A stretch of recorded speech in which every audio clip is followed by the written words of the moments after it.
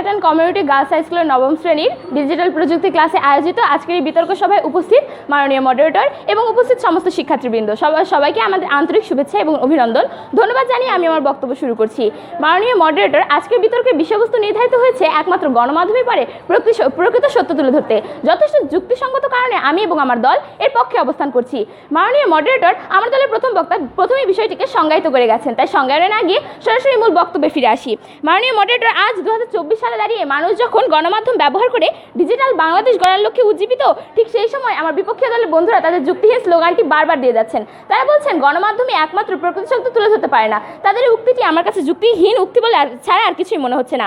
মানুষ সব সময় চায় সহজ উপায়ে সর্বশেষ ও নির্ভুল খবর পেতে, আর এই চাওয়া এবং প্রযুক্তির চোখ ধাঁধানো অগ্রগতি থেকেই গড়ে উঠেছে আজকের গণমাধ্যম। আজ আমার বিপক্ষীয় দলের বন্ধুরা কিন্তু তাদের শিক্ষা বিষয়ক সমস্ত গুরুত্বপূর্ণ তথ্যাদিও এই গণমাধ্যম থেকেই নিয়ে থাকেন। তাহলে কি আমরা গণমাধ্যমের উপরেই অতপ্রতভাবে নির্ভরশীল হয়ে উঠছি না? মাননীয় মডারেটর, গণমাধ্যমই হলো একমাত্র আইনের পক্ষে ও অন্যায়ের বিপক্ষে জোরালো লড়াইকারী। একমাত্র গণমাধ্যমই পারে একটি রাষ্ট্র ও রাষ্ট্রের জনগণের মধ্যে যোগসূত্র তৈরি করতে। আজ যে কোনো রাষ্ট্রের জনগণের সুখ দুঃখ, আনন্দ বেদনা, দুর্নীতি অগ্রসর সকল বিষয়ে সোচ্চার থাকে গণমাধ্যম।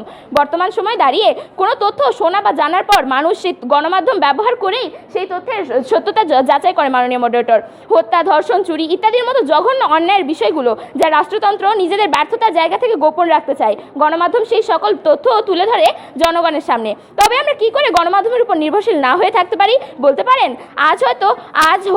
আজ বিভিন্ন হত্যাকারী, ধর্ষণকারী, অন্যায়কারী শাস্তি হয়েছে শুধুমাত্র এই গণমাধ্যমের প্রকৃত পদক্ষেপ গ্রহণের মাধ্যমে। মাননীয় মডারেটর, কিছুদিন পূর্বে দেশ কাঁপানো একটি সংবাদ ছিল ছোট্ট আইনে অনাকাঙ্ক্ষিত মৃত্যু। সুন্নতে খতনা করতে গিয়ে মৃত্যু হয় এক অসহায় শিশুর।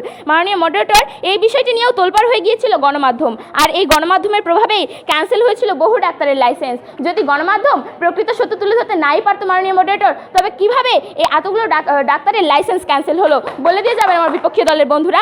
যুক্তিতর্কের সত্য ও অসত্যকে আলাদা করার জন্য আমাদের ডিজিটাল প্রযুক্তি বইয়ে উল্লিখিত রয়েছে ফ্যাক্ট চেক বাংলাদেশ, যা মূলত গণমাধ্যম ব্যবহার করে সত্য যাচাই করার একটি প্রক্রিয়া।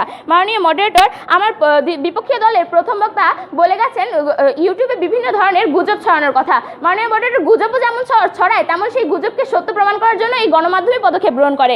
মাননীয় মডারেটর, সুতরাং আমার বিপক্ষীয় দলের বন্ধুদের অনুরোধ করব যুক্তিতর্কে না জড়িয়ে আমাদের সুরে সুর মিলিয়ে বলুক একমাত্র গণমাধ্যমেই পারে প্রকৃত সত্য তুলে ধরতে। ধন্যবাদ মাননীয়